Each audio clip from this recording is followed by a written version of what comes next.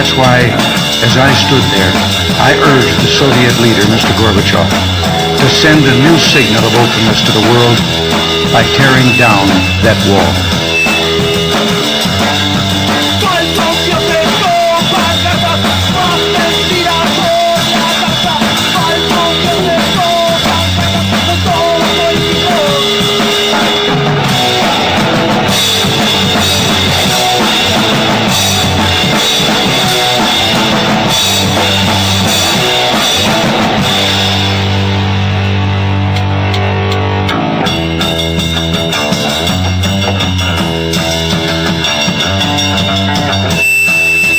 Soviet leader, Mr. Gorbachev, by tearing down that wall.